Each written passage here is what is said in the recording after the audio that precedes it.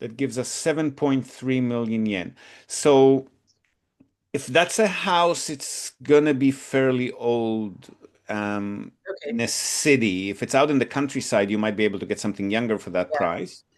But if it's within reasonable distance to a medium or large city, that's going to be fairly old. So Okay. we normally tell people if they want to avoid the headaches of, rapidly increasing and unstable maintenance expenses, it's probably best to aim for 20 years and younger if you can, or at least 30 years and younger. Okay. Because once they hit 35, 40 is when things tend to start breaking down a bit more rapidly. Okay. They're just not built to last in Japan, not very durable Yes, materials. exactly. So Yeah. 7.3 million will definitely not be 20 years and younger in those locations, maybe 30 years and younger if we're lucky. So, yes, there would be a structural inspection involved if we're going for 30 years and older, because I mean, if you can afford it, I'd go for it anyway, but definitely 30 years and older, you want a structural inspection, and that will add about, depending on the size of the house, if it is a house, would add about 1,000 to 2,000 bucks to your total expenses.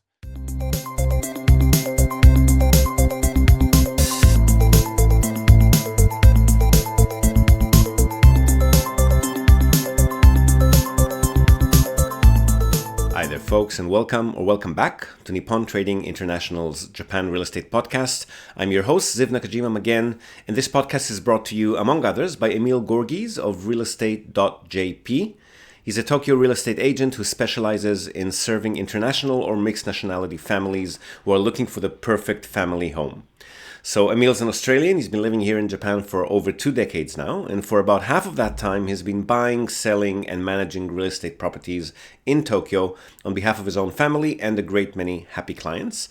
And he also acts as a mortgage broker on behalf of his clients. So he's got dedicated loan officers in many of the Japanese mega banks.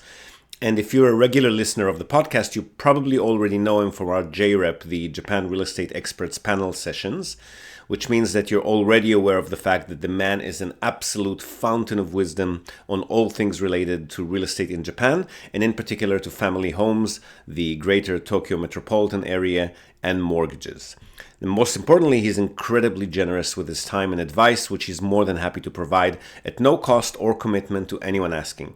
So if you've been thinking about buying your home in Tokyo, but you've been sitting on the fence for a while, or you just want to have a chat in English with a real expert, drop him a line on sales@realestate.jp.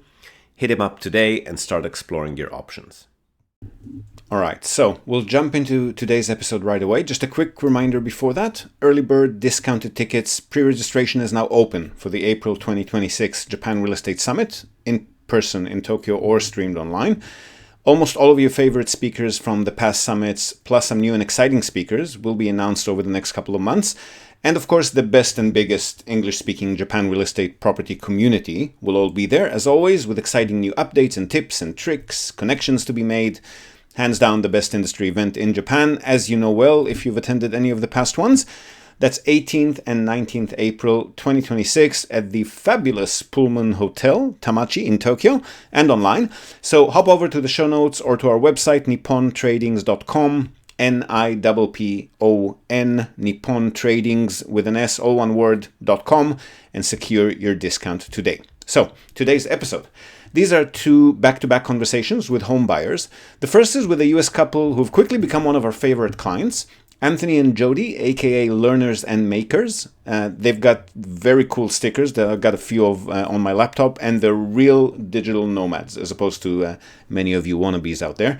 Travel bloggers traveling the world with their gorgeous homeschooled kids, and they were seeking a family home base in Japan, which they've now already bought, and you can check out their videos of the new home as well as all of the rest of their very cool videos on their YouTube channel, and we'll link to that one in this episode show notes too, but it's easy to find. Just search for Learners and Makers Travel Family on YouTube.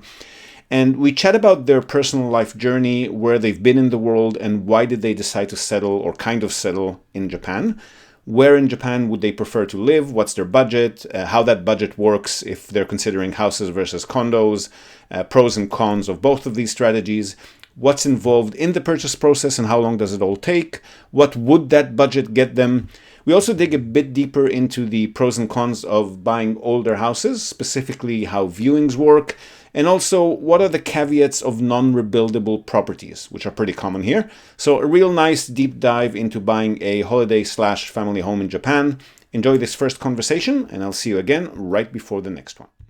Okay, so awesome to see you again. Just for the sake, because we're recording this one, just for the sake of our viewers and listeners who don't know you, can you give well, and also to refresh my early onset Alzheimer memory, can you please remind us who you are and what you're looking for? Do you want to start us off, Dave? Yeah. Sure. We're the St. Clair family. We've been traveling the world full time for the last 2.5 years, and we are looking to make a little bit of a base for our full time travels in Japan, so that we have a place to just kind of settle into and have some stuff in. We still are not looking at doing like a working visa or business visa there. We're just still going to be just kind of going to experience Japan during our 3-month limit that we have. But we really love the idea of being able to have a place to kind of regularly come back to, because we keep coming back to Japan over and over and over again. It happens Yeah, to people. we visited 3 times. First visit was 2013 when our son was a toddler. We visited as well in 2023, 2024, and we're coming back this summer. So we're not totally Japan newbies. We still have a lot to learn, but it is the place that when we talk as a family about where we love going, want to go back to, it's always Japan at the top of the list, especially when you ask our children. Yeah. And speaking of that, I mean, I know it's not directly real estate related, but it's very interesting for a lot of people. You guys you're not traveling alone. You've got the whole set with you, and you've been doing it for a while, and you've got jobs that complement that. Can you tell people a little bit about how that works? Because a lot of people are interested in that lifestyle. Sure. So we are travel content creators. That's a combination of freelance work, blogging, YouTube, different projects with various clients in the travel and hospitality industry. So that is part of what helps us travel the way we do. Jody and I run our own little company, which gives us the flexibility. Or when there's something business related, then it's easy for me to talk to the HR director because I see him in the mirror. That makes it very easy for us to have the travels. We've also always homeschooled both our children. Our son Connor is 13, our daughter Astor is 10. So they've always had more familiarity with the homeschool and now world school environment. So that helps us a lot with taking them to different cultures and countries and just giving them this broader sense of how they can find community and opportunity anywhere in the world. Yeah. And you've mentioned that you've been to a bunch of countries, and Japan keeps coming back. Like the kids want to come back here. But which other countries have you found that you're comfortable in so far? We really love Southeast Asia, and so we spent quite a bit of time in Vietnam, Malaysia. We're exploring a little bit now and getting more familiar with it. We love Thailand. We love Morocco. I mean, I think we love being in Spain. It's a little hard to like. We haven't found anywhere that we've been like, oh, we don't want to come back here. But when we really get down to it, it's not, there isn't like, we would love to go back, but it isn't like we need to go back now. And Japan always comes back, and like we want to keep coming back more often than not. So Japan. but we actually love, I mean, we after this last time in Japan, we went to Taiwan, and we really enjoyed our time there. So Asia is especially interesting to us, and if we have this kind of base in Japan, it gives us this launching point to explore a lot of the areas. So Japan is going to be the home base for all of Asia, kind of thing. Yeah. Exactly. Yeah. Brilliant. So we figure since we can typically be in Japan up to 90 days at a time, then we can come, stay, probably squealing up to that 90-day limit and probably then go out to somewhere else in Asia. Especially we're now in a phase of our travels where we've never been country baggers. We're not trying to just, notch another one on the backpack. We want to go to places that we feel we have an interest in, a connection to.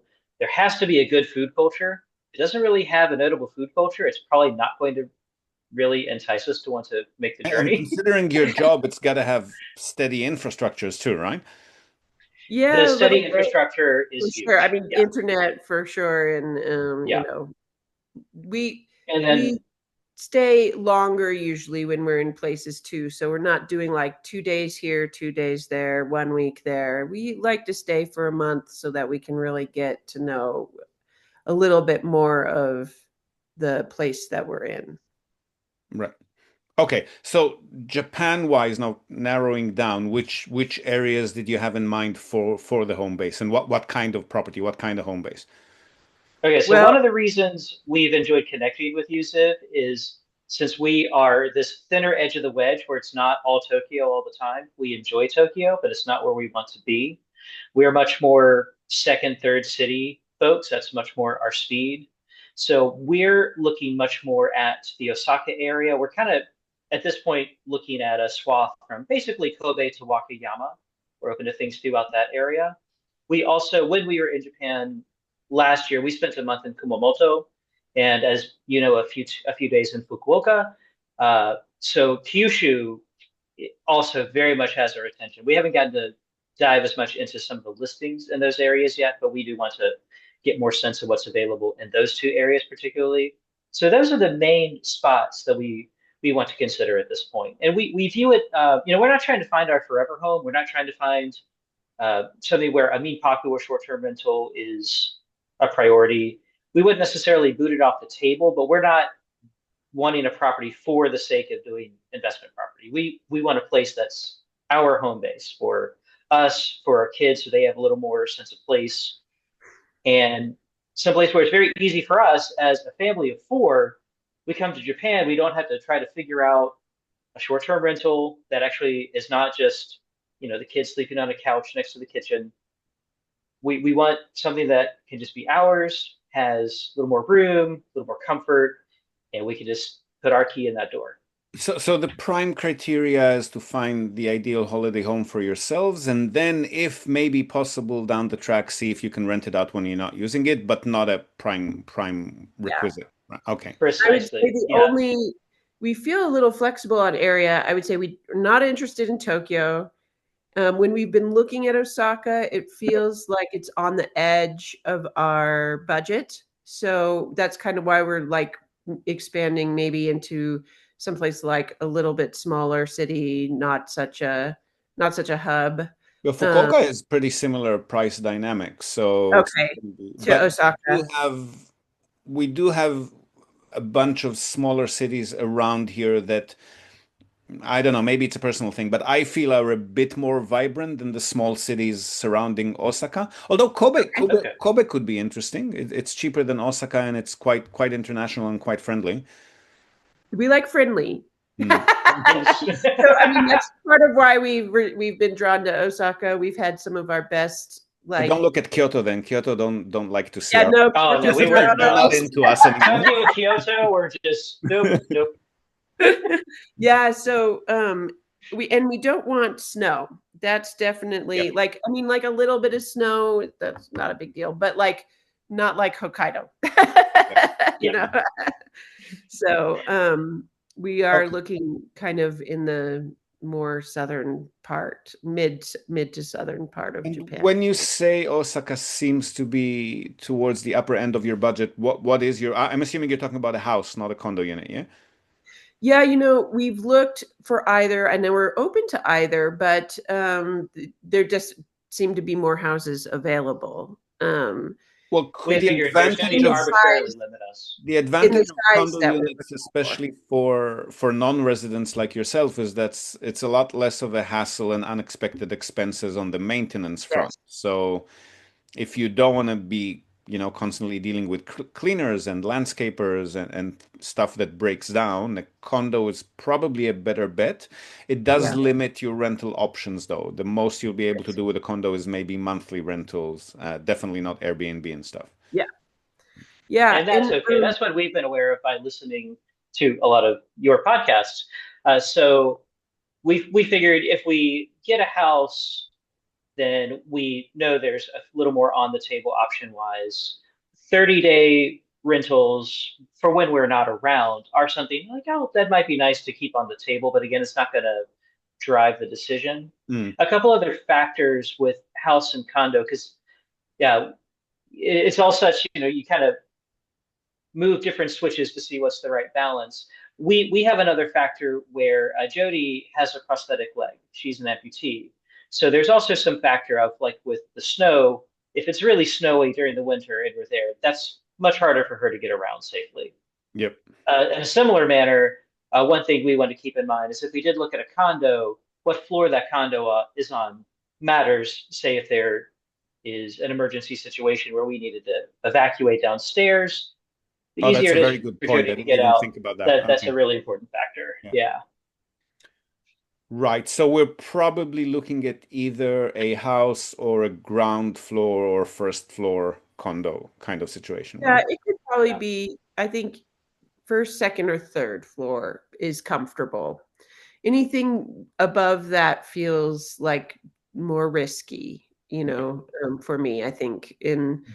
But on the other side, with the benefit with a condo is that it's easier to find like a single floor. It's not 2 stories. You're in your unit is just one level, and so you don't have to deal with like the stairs On of a daily in your basis, own you mean just house, around? you Yeah. know, where almost all the houses are 2 stories.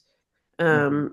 So, yeah, it's always like the balance of things, right? So, I guess because we're not sure, we're still looking at what the options are and what would be the best fit, but we're kind of open to looking at a lot of things still. We're in that stage of like lots of research and looking and information, looking at listings, and we're going to be in Japan fairly soon, and we would like to like have the opportunity to look at some properties and ideally look at properties and maybe make our purchase while we're there.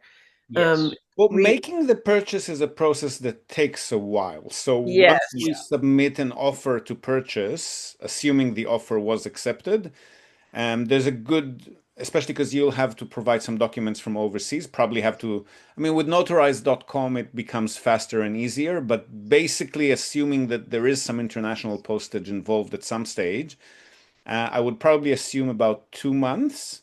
Okay. And if it's a house and we're also doing a structural inspection, that could maybe be 2.5 months because it takes time to schedule and then get the report. Now, here's some big news for anyone interested in Akia, the abandoned vacant homes that are abundant all around Japan for very attractive purchase prices. Akia Mart, our latest sponsor, is a recently founded online search and discovery tool for Japanese real estate. Its user interface will be very familiar to users of Zillow or Redfin. The platform essentially scouts the internet for property listings, translates them into English, and displays prices in US dollars, all in one place and with a dynamic map interface that makes browsing, finding, and shortlisting your favorite properties a piece of cake. Which any of you who have been struggling with the dozens, if not hundreds, of Japanese property websites that are available online and their very clunky interface will probably find a real blessing. They've got already over 500,000 listings on the platform, and the database is expanding daily. Ranging from abandoned rural homes to luxury urban properties, Akia Mart makes it easy to find your dream home in Japan, regardless of your budget. Now, while the platform is essentially free for use, here's an exclusive offer for listeners of the podcast. You can use the promo code NTI to receive $5 off Akia Mart Pro. The subscription will unlock a bunch of very attractive features for you, including unrestricted access to the entire nationwide property database and a whole range of filters, which will help power charge your search for that elusive perfect home and make it even easier. So hop over to akia-mart.com, that's AKIYA-MART, akia-mart.com, and kick off your search today. Oh, which brings me back to the topic. Sorry, I lost my Yes. train of thought there. What is the top end of your budget? How old would the houses or condos be? Well, so I think we're looking at around top end of 50 to 60,000 USD. Does it sound Including right to purchase you, costs, Anthony? or is that including That's purchase yeah, costs or just the listing price? that's including purchase costs. So that at today's rates, which is probably a good idea to lock those in, by the way. I'm not sure how long they're going to last. They're already creeping upwards, the yen. Okay. So that's 8 million. Let's call it 8.5 just to round it down. 8.5. If Yeah. that's including cost, which could be worst case, let's say 15%, that gives us 7.3 million yen. So if that's a house, it's gonna be fairly old. Okay. In a city, if it's out in the countryside, you might be able to get something younger for that Yeah. price. But if it's within reasonable distance to a medium or large city, that's going to be fairly old. So Okay. Mhm. we normally tell people if they want to avoid the headaches of, rapidly increasing and unstable maintenance expenses, it's probably best to aim for 20 years and younger if you can, or at least 30 years and younger. Okay. Because once they hit 35, 40 is when things tend to start breaking down a bit more rapidly. Okay. They're just not built to last in Japan, not very durable materials. Exactly. So Yeah. 7.3 million would definitely not be 20 years and younger in those locations, maybe 30 years and younger if we're lucky. So yes, there would be a structural inspection involved if we're going for 30 years and older, because I mean, if you can afford it, I'd go for it anyway, but definitely 30 years and older, you want a structural inspection, and that will add about, depending on the size of the house, if it is a house, would add about 1,000 to 2,000 bucks to your total expenses. Okay. Yeah. All this that's really great to know. Um, yeah, I think when we've been looking a little bit, that's why Osaka has felt definitely a little bit out of our price range. And we've seen it. Mhm. It seems like we've seen like similar properties, but they've been about 10,000 USD less in some of the little bit smaller cities that are close, like Wakayama or Kobe. And that 10,000 at this range makes a big difference for us. So it gives us more possibility for like if we need to do like some structural supports or anything like that, like we have a little bit left to kind of work that in and Well, if make it it's easy. anything major, we'd probably recommend not to proceed, because if you're Yeah. paying Yes. 7.5 million yen for the property and then you're, forking out another 10 million yen just to bring it up to speed, that doesn't really make much sense, right? Yeah, exactly. Yeah, we kind of figured too, that's part of that kind of calculus of where that purchase price comes in compared to how much work is needed to make it not even Well, just well, necessarily my cosmetic, but bench if there's something important that needs doing. my benchmark is always it costs about 15 million yen, or 15 to 20 if you want to get fancy, to construct a kind of cookie cutter typical Japanese family home. So anything that you're going to be paying beyond 9, 10 million yen doesn't make much sense anymore, right? Okay. Okay. Yeah, that makes Okay, so sense. with that in mind, when are you going to be here for the viewings and stuff? Well, so We we are arrive July 1st, and we'll be in Osaka for at least a month, and then we're in Japan through the end of September. But we've kept August and September more flexible, depending on where we want to be, where we want to look. yeah, we Okay. don't have August and September decided yet when like for we don't have anything planned basically. It's just Yeah, flexible. Okay, So so the idea is to spend the first month looking around Osaka, and then the second month maybe looking around Kyushu, and then depending on what we find, you're flexible on moving around, I guess, yeah. for the last month, right? exactly. Yeah. Okay. Um, as you've probably heard if you've been listening to the podcast, like you mentioned, we are a bit too swamped to onboard new clients for full purchase facilitation. But we Mhm. are building a nice network of foreigner-friendly bilingual agencies that we can work with. Um, I think in your case specifically, just because of your line of work, I might there's a new agent. We haven't worked with him yet. Whoops, that's my timer. Pardon me. We haven't worked with him yet. He's based here in Fukuoka, but he said that he's happy to do anything nationwide. Mm. He's already working Oh. with an Australian YouTuber doing property tours and stuff like that. Oh, So there you go. be flexible Yeah. and comfortable if you guys want to record your journey kind of thing. We will want to record our I was journey. assuming so. I was assuming that might be the case. Yeah. Yeah. So we'll work with him. I'm happy to just introduce you, but if you want us consulting on the purchase, we're very happy to do that. That's a few $100, and we'll hold your hand along the way. We'll create a WhatsApp chat group together, and we'll be with you as you work with the agent, guide them on due diligence, review documents before you sign them. Just make sure, review the inspection report, just make sure that we're not making any costly mistakes. So what should I be telling him that we're looking at? That we're looking at both houses and condos as long as they're first to third floor? I think that's great. Yes. There are a few like requirements that we have if we're getting a house too. So Anthony in my bedroom, whatever that looks like, needs to be on the same floor as like the bathroom. Like, Okay. so because for me, that's again like because sometimes I'm on crutches, sometimes I have my prosthetic leg. I just need that flexibility. So And you prefer a single floor house in any case, right? If possible. I mean, yes, but I know that's asking a lot. We know that's unlikely. Yeah. So Japan is not exactly a wash in single-family ranch homes like we might see in the States. In the countryside, I've seen these really big ones. They are out there. They're like all single floor. Well, the thing is that a single floor requires, by definition, a larger land plot, and those are easy to buy in the countryside. Yeah.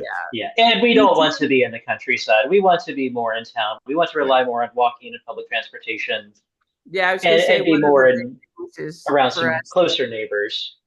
To have walkability. How far, if it's Osaka City or Kobe, which are both kind of big cities, and Fukuoka City, what's the maximum commuting distance that you want to those cities? And does that need to be public transport, or will you always have a car? We actually feel really flexible with commuting distance because we don't have to go in anywhere to like work or anything. It would just be whenever we want to go and do something, Yeah. So we really, what matters to us is that we like can get to, not even necessarily a train station, but like a bus stop or whatever, someplace close by, some sort of transportation, walkable, max, like say 10-minute walk to something. And also like a grocery store nearby. Sorry, I thought you were always like with a camper van, but obviously, the house kind of negates the need for that. So we do in the US. We have an RV, but like we don't have it in when we're internationally outside of the US. And you're not planning to have a car or rent a car when you're here? No, not at this point. It'd be more we might rent a car for a day trip sort of thing. Yep. But for example, some of the listings, Jody's been looking a lot on Akiyamart, and we've been talking now about a few listings in Osaka and Kobe. So Osaka, for example, we like the idea of being within, say, less than an hour's taxi ride to Kansai. So when we're flying in and out, a fairly, not too bad a trip to the airport. So she was finding some listings in Matsubara, Takami Nosato, and Moriguchi. Those are some areas, not bang on in central Osaka, but you're not all that far. I think they were still maybe 20 minutes train ride to stations like Nambo or Tennoji. Okay. So we're fine with some things like that. So 10-minute walk to a station, which can be a bus station? Yeah. Or in Kumamoto specifically, it might be a tram station. Would that be okay? Yes, because there's a tram there. Yeah, we're pretty familiar with the tram. Okay, and then about an hour by whatever mode of transport, whether it's taxi or a train or a bus, about an hour to an international airport. Yeah, that would be nice. Kumamoto doesn't really tick that. Yeah, it's not. Well, if we're in the Osaka area, obviously in Kumamoto, we know we'd adjust how we are planning to get there. Actually, Shinkansen from Kumamoto to Fukuoka is about an hour. Yeah. Yeah, but of course, the international flights with Fukuoka we know are more limited at this point, so it might be some more domestic situation. But that's when we can feel out if it seems like we're going to land in that area.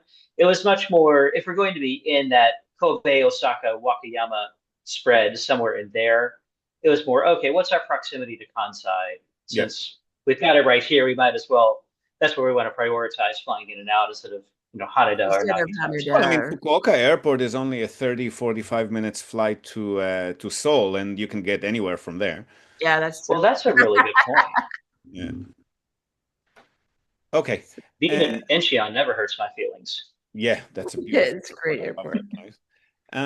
Oh, by the way, have you taken the ferry to Busan? I've only done that for the first time recently. Not yet. No, but No, we're not very yet. interested. Did you like it? I loved it. Even the bunk rooms are comfortable, and on the way back, I had a private room too. It's very luxurious travel for a very cheap price, and there's karaoke room. There's an onsen, for God's sakes, on the ferry.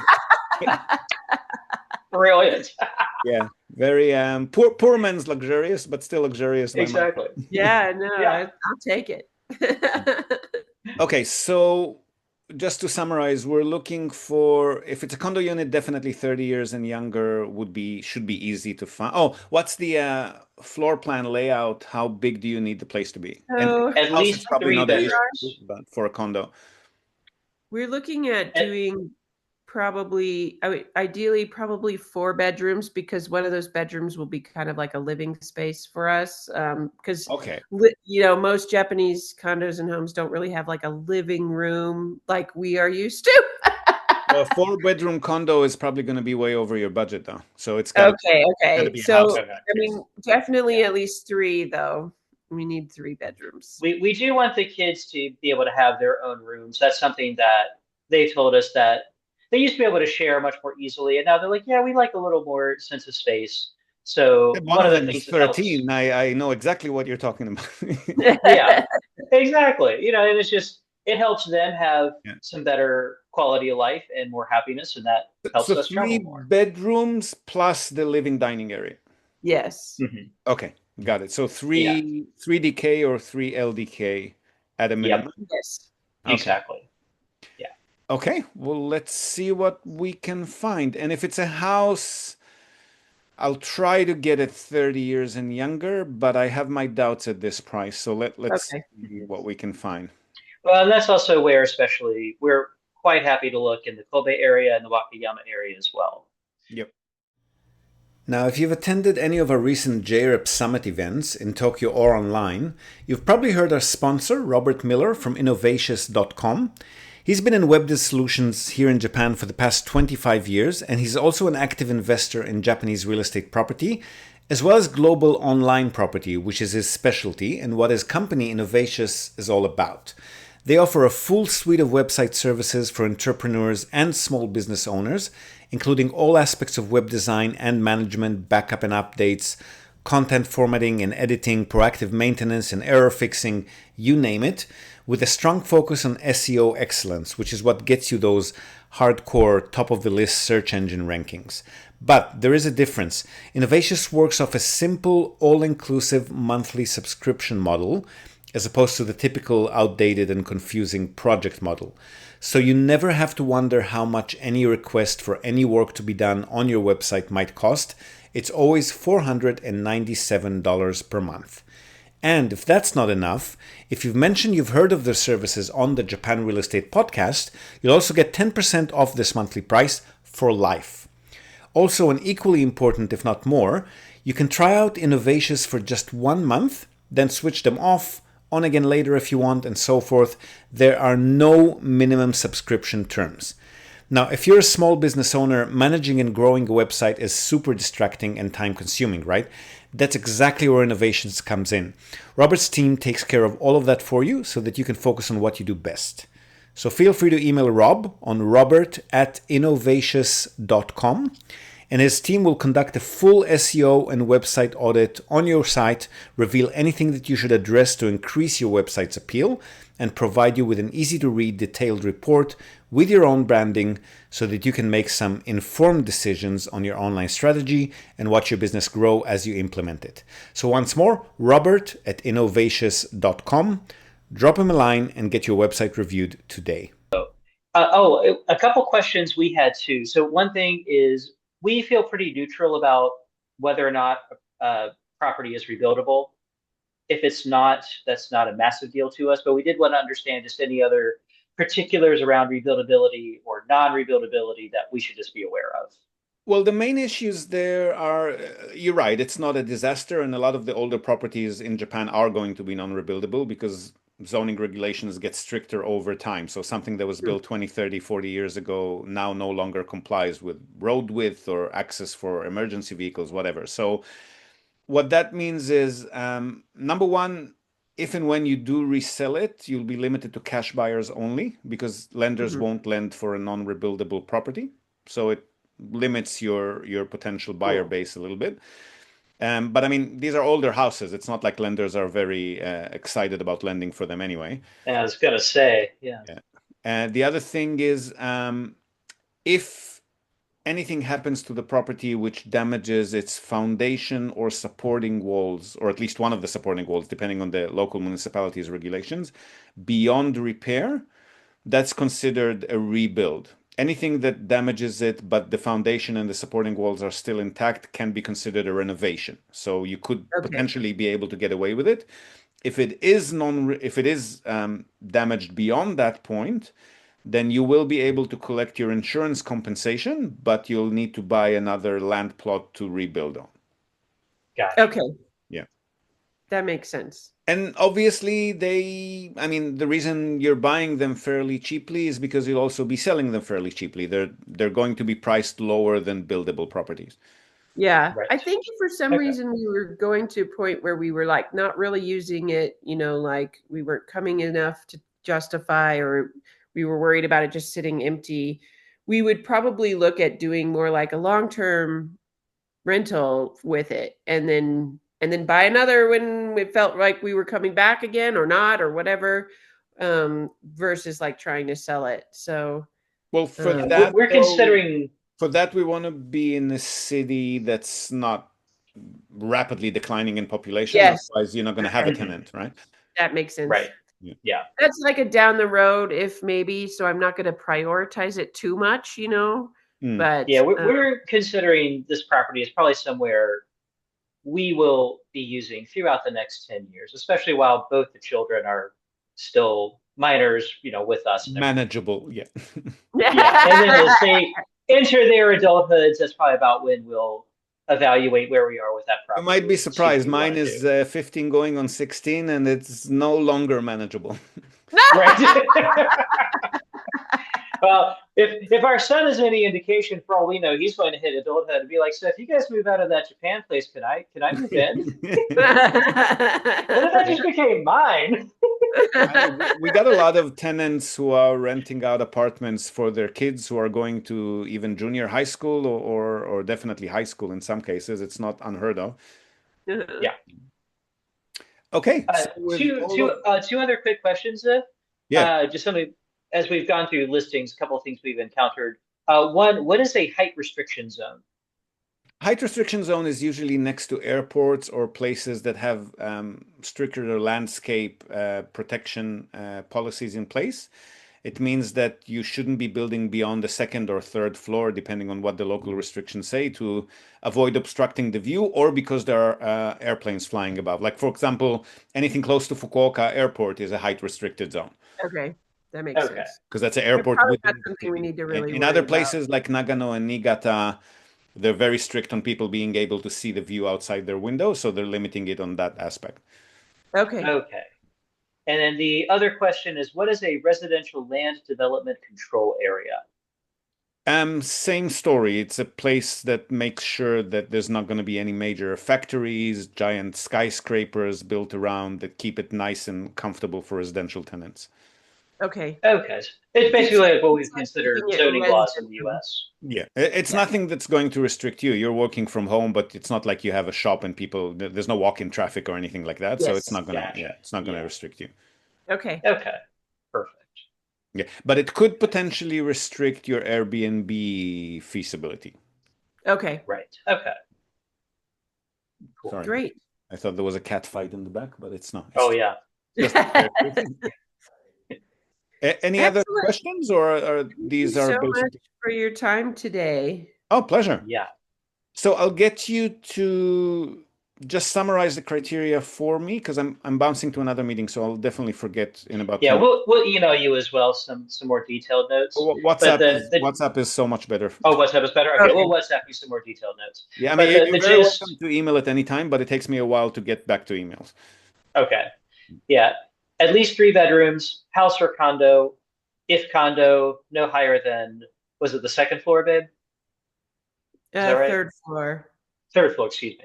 No Yeah. higher than third floor. Primarily Kobe, Osaka, or Wakayama, but also want to consider Fukuoka and Kumamoto. Okay, perfect. Yeah. Fukuoka and Kumamoto and other places in between. We also have Kurume, Itoshima. They're even closer to Yeah, Fukuoka. I mean, I think Oh we feel yeah. Oh, pretty good open. point. Yeah. Honestly, this is a little bit of the hardest part is because really we just want to be in Japan and we feel like I think we would be kind of happy in a lot of places in Japan. The one thing that would be not happy is snow. Yeah. Yeah. Well, the distance to the city slash airport is giving us that circle that will limit our Yes. selection. So we're not going to be anywhere. Yeah. Yeah, that's a good point. I imagine I would want to say we might be open to just about anything on Kyushu as long as we're more toward an urban area. So Kumamoto, Fukuoka, But some Kumamoto, of the yeah. Miyazaki, the nice places down there, and Nagasaki as well is more like 2 hours to Fukuoka, though.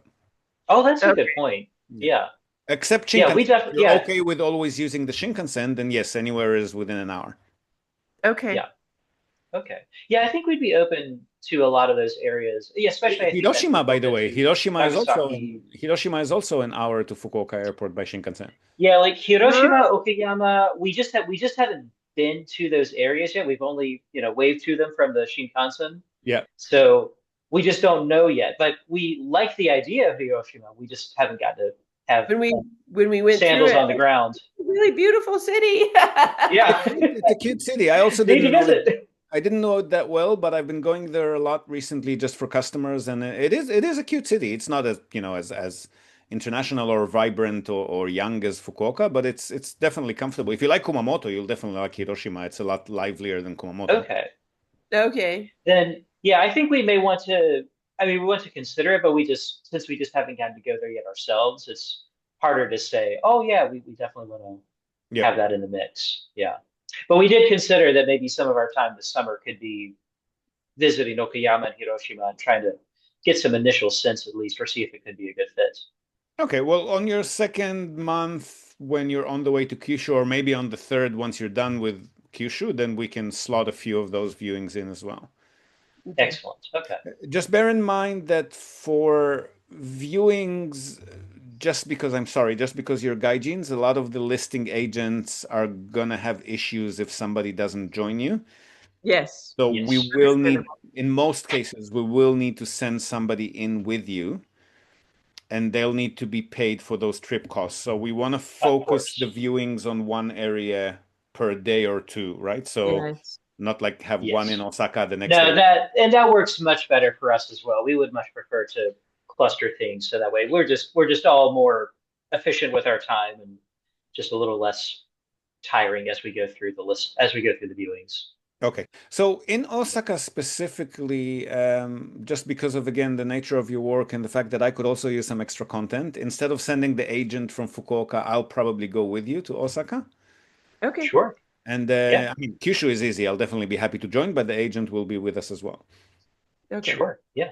Yeah, we're happy to work with whatever works best all around for the group. So that's fine by us. Perfect. Oh, actually, no, from Osaka, you don't need to pay that much. We've got somebody from Osaka who can go with you to viewings. That'll be a lot cheaper. Okay. Including Kobe and Wakayama. Yes, he's gone as far as Okayama. Yeah, Okayama, Wakayama, I can't remember, but he's gone far from the city on a few cases. He's definitely open. Oh, grand. Okay. Yeah. Great. Awesome. So I'll wait for that summarized criteria and we will take it from there. Exciting. Yeah. Oh, thank you soon. so much, Siv. But let's not wait too long with that, because we usually tell people about a month before arrival is when we want to start having a short list. Great. You got it. We're getting close to that here. Yep. Awesome. Talk to you soon and see you soon.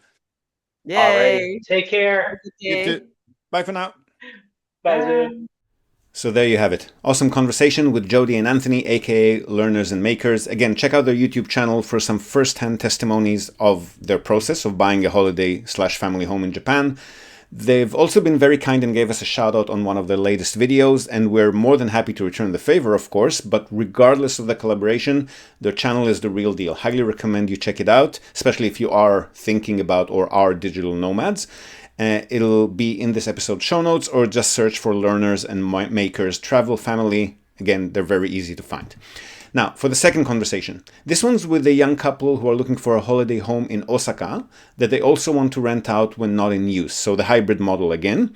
And so we talk about how short-term rentals work, we break down purchase costs and related taxes, the inherent dangers of buying very old wooden structures, Japan negotiation culture, and whether being a cash buyer plays any role in that, ownership structures, can properties be owned by multiple individuals or companies, and so forth, where to find potential listings, and what working with us as consultants actually looks like in practice.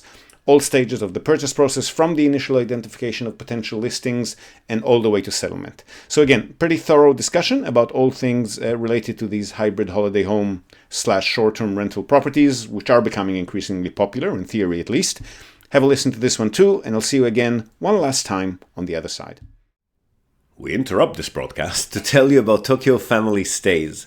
They're a short-term rentals company in Tokyo, and they offer a home away from home experience, which is just perfect for remote working, quarantining, if that's still a thing, or if you just need somewhere quiet to get away from the world.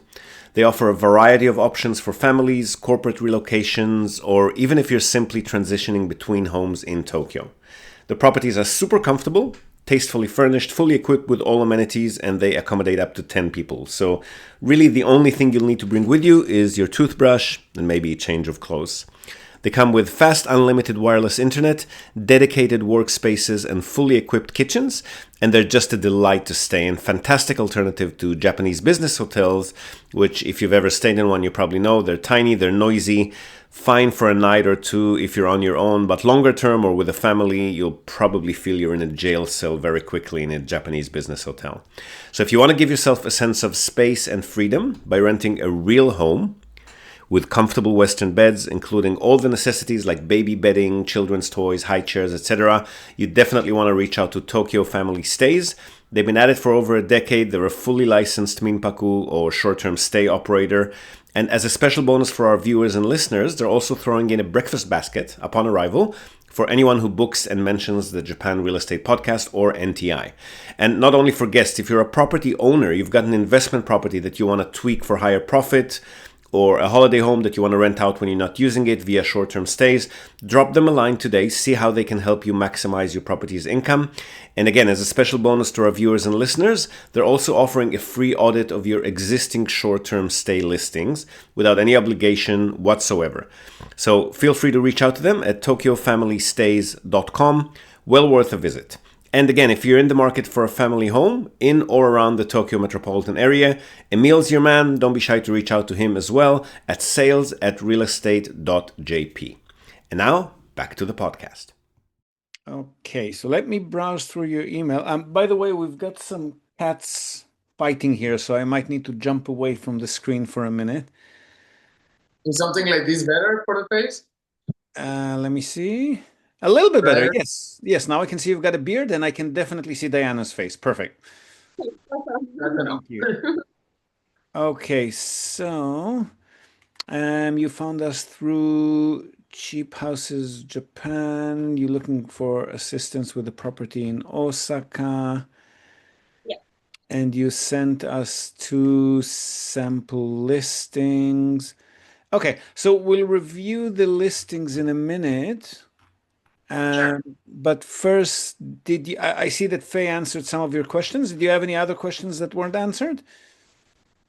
But not really. I mean, our biggest question is about taxes and how much we can expect to pay regarding like adding taxes and the real estate service fee and all of these extra fees that are involved when purchasing a house. You mean the purchase costs, everything together? Yes, everything together. Well, your budget is quite low. You mentioned Osaka and Kobe, so we'll have a look at those listings in a minute because Osaka and Kobe are usually pricier than that. I'm just a little bit worried about what you found. But generally speaking, you can expect the purchase costs to be at this budget probably about 15%, maybe potentially 17 or 18%. Okay. The realtor fee, there's a formula to it, but if it's under 8 million yen, it's always a fixed amount of 330,000 yen. Okay.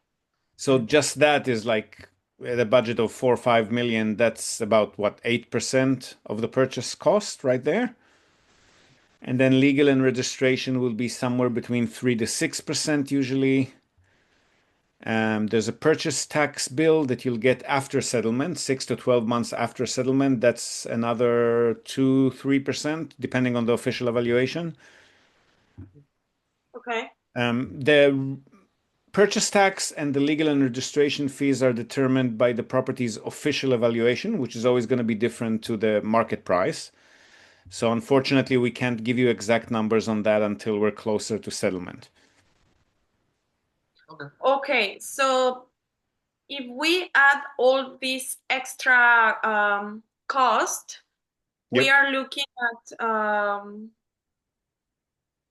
we are looking something like 30%, like 30% in taxes, like including No. It's not going to be more than 20% in any case. including the real estate, the tax for the realtor and the tax of the houses. Yeah, so if the total is, let's say, 5.5 million yen, Yeah. worst case, legal and registration, let's say 6%, that's 330. The realtor is another 330. Oh, And then the purchase tax is, let's say, worst case, 3%, I think. oh, okay. So 330, 660, 7, about 1 million yen. Yeah, so worst case, about 20%, I think. Okay. Yeah. Okay. Got it. That's just because the properties you're looking at are very cheap. If they're pricier, the percentage would be lower.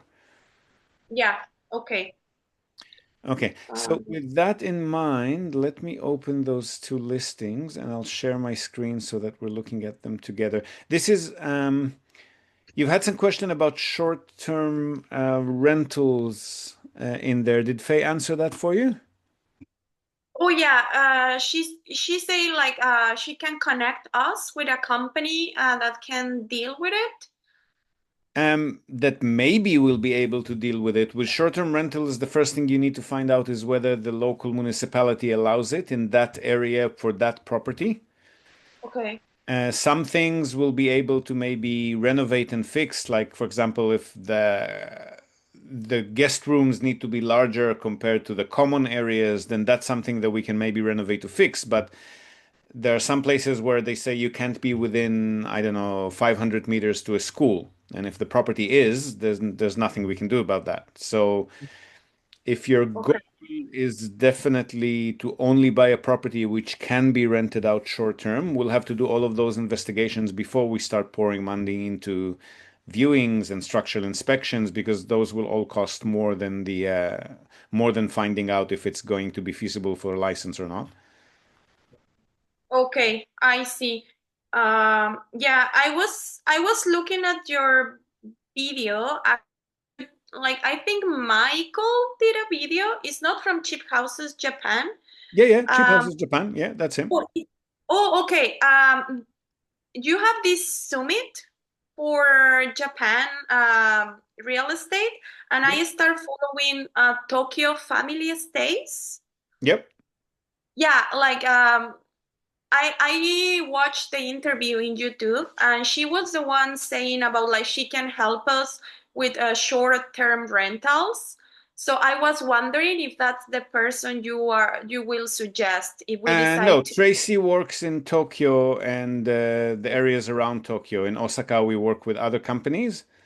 Oh, I see. And I mean, if they can't do it for any reason, we can try to research and find other companies for you. But if they don't feel that the property is in a good enough location or cannot get a license or not going to be profitable enough, then they're not going to take it on. Okay. Yeah. And this property, the second one is already gone. This first one is near Nagata Station. Oh, okay. The Kodama one. The Kodama is gone. The what? Sorry? Yeah, the Osaka one is gone. Okay. Kadoma, sorry, the Kadoma one. Yeah, Kadoma. Kadoma one is gone. Kadoma. I mean, yeah, it's fairly central. Maybe it would work, but I don't know. We'll have to talk to the property managers to find out. From Nagata Station to Kobe Station is 23 minutes by train. Yeah, close-ish. It might be interesting for some guests. I don't know. I'm not the expert on that. We'll have to check with the local companies that do the management. Mhm. I see. Okay, so first thing I'll say is this is built 1971. It's very old by Japanese standards. They're not really built to last in Japan. Not very durable materials here. Okay. So it's very likely to have some major structural issues. We'll find out when we do a structural inspection, but if you only target properties that are this cheap and this old, you Mhm. might end up paying for a lot of structural inspections until we find something that's in good shape. So each structural inspection will cost between 1,000 to 2,000 US dollars. If you're going to be doing Okay. 10 of those, that's already a quarter of your budget just for inspections. So if at all Yeah. possible, I would highly recommend to raise your budget. This budget is going to buy you very old properties that are going to be in likely not very good condition.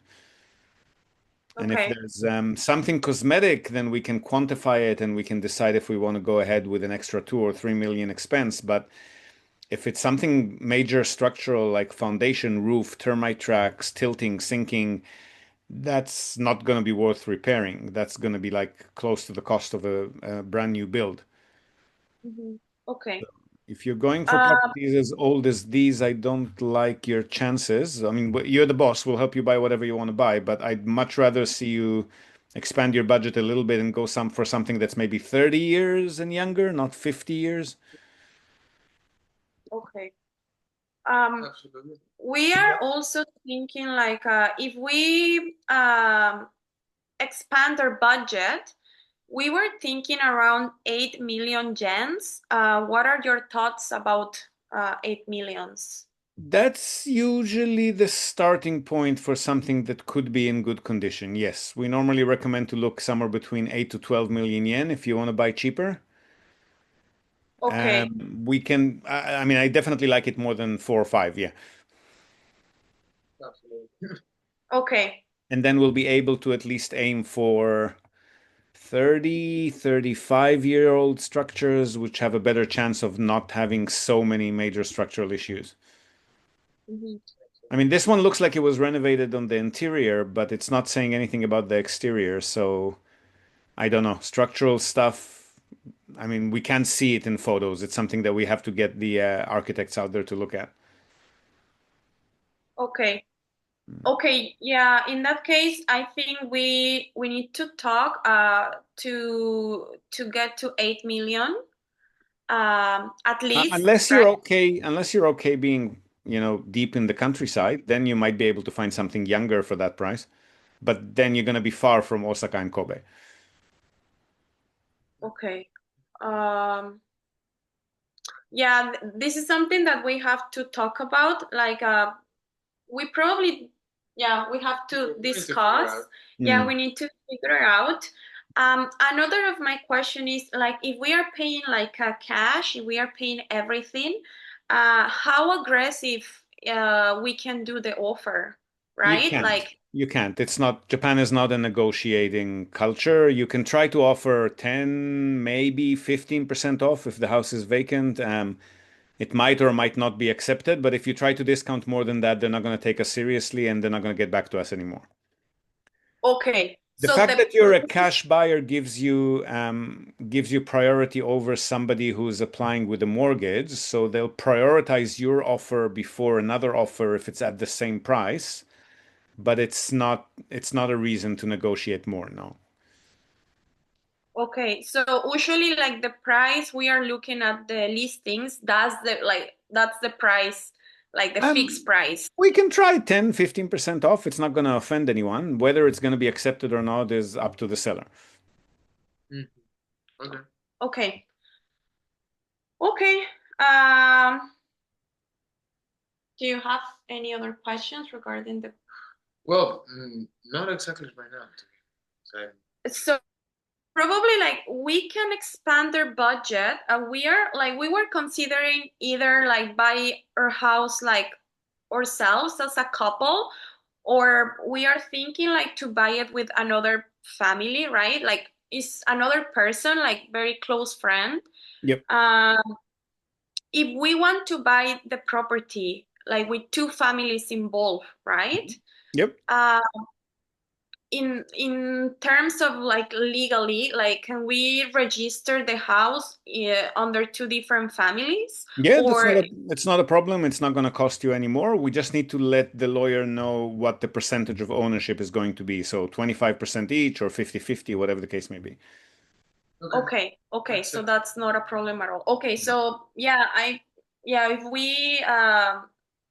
if we invite and if we are buying the house with two families, I think like for sure we can expand our budget. Yep. So for you, like if we want to buy around Osaka, Kobe, either Wakayama, like what's the ideal budget for you? Wakayama will be cheaper. Kobe will be a little bit cheaper. If it's in Osaka, probably around 10 million yen is where I'd start looking. If it's Okay. Kobe, maybe 8, 9. If it's Wakayama, maybe 7-ish. But I mean, the criteria should be to first look for anything that's 30 years and younger. I mean, 20 years and younger would be great, but I don't think you'll get there with that budget. So 30 years and younger, and then see what comes up and how much they cost. And then based on that, you can filter down to locations, I think. Okay. How are you searching for properties, by the way? Like we are pretty much just using the listings from Cheap Houses Japan. Okay, well, that's a great newsletter, but that's hand curated. I mean, Michael manually searches for the nicest houses he can find and he makes a list. It's not a huge amount of listings. Okay. So I'll reply to your email. Yeah, we are also like looking for, of course, if you have like a bigger portfolio, we would love to see it, right? Yeah, well, I mean, it's a very open market. Nobody really has a portfolio here. All the properties come from the same sources, basically. Occasionally, we find something that maybe hasn't been published yet, but eventually they'll all make it to the major websites. But there's a good English website called Akia Mart, and Okay. the subscription, I mean, there's a free version that lets you see houses up to 20,000 US dollars, but you want a little bit higher than that. The subscription is pretty cheap, and I'll give you a discount code as well, which you can use on checkout. What they do is they scrape all of the major property portals. So there are four to six major property portals in Japan that usually have all the listings on them. And Akiyamart just collect all of that information and they present it in a, modern way compared to the Japanese website with map interface, drill down, filters, and all in English. And there's always about 1 million listings on their platform at any given time. So I think that's the easiest way to search that I know in English. So I just sent you the link. If you can subscribe, use that discount code to get a bit of a cheap. It's pretty cheap anyway, but get the discount. And then send me listings that seem interesting to you on there. And then we'll review them together. And once we have like a final shortlist, then we'll get started. Let's go. Okay, perfect. If we increase the budget to 8 to 10 million yen, are we still in 20% tax? Or it's not tax. Let's not call it tax. It's a bunch of different fees. Yes. No, that will be closer to 14, 15% worst case, hopefully less. Okay. Higher price, less tax. 14 to Because the lawyer and the realtor both have minimum fees that they have to charge. Mhm. So once we get higher in price, then that becomes an actual percentage and not minimum fees, and then it becomes cheaper. Okay, this friend that is interested in buying the house like together, he is traveling to Japan in July. Okay. Like, if we haven't find the house by that time, like if he wants to go there and physically look at the houses, Yep. this comes with like an extra price. I was reading through your policies, and Yep. I don't know if I understood properly, but sounds like. So, first of all, agents will not accept an offer on any property before somebody views it physically, if it's a vacant property. So, whether we do it with you or we do remote viewing on your behalf, anyway, somebody will have to go see the property. There will be, so the realtors, if we're consulting you on the purchase, we need to get paid in advance. That's just a few $100s. And then the realtor who will be representing you, they only need to get paid on settlement. So you don't need to pay them anything in advance. But if we need them or somebody else that we send to go with you and view properties or to do remote viewings on your behalf, then yes, they need to charge for their time and also for the trip costs. We'll try to send somebody from Osaka to make it cheaper. They charge, normally the people that we send charge 4,400 yen per hour. Okay. So if they're with you for the whole day, looking at 5, 6 properties, it might be, I don't know, 20, 30,000 yen maybe. 4,000 per hour for visiting. Plus trip expenses, which is not going to be very high if they're coming from Osaka. And depending on how many hours they spend, the meals that they have to eat when they're out. So 1,500 yen per meal. Okay, so once we got the listings, the ones that we are interested, you say like usually like we conduct the inspection, so it's not like we are doing an inspection in every house. We were just going to do it in our top in our The in the structural one inspection, you mean? yes, the structural inspection that is $1,000. Yeah, so we'll take it one by one. Once we review them together, then you'll prioritize them for us in order of which one you like the best and which one you want to dig into first. And then we'll do the viewings for all of them, because if we're already sending somebody out there, they might as well use that time to look at other properties. But once you're ready to submit an offer on any of the properties, then we submit the offer, and on the offer application form, we write that it's pending a structural inspection report. And then as soon as the seller accepts our offer or renegotiates the price, whatever, once the offer has been finalized and accepted, that's when we'll commission the structural inspection. And then it'll take about 2 weeks to schedule it, another 1 week maybe to get the report. We'll review it together, and then we'll decide if you're proceeding with this one or going on to the next one. Okay. Good. Understood. Pretty clear. Okay, yeah. Pretty clear.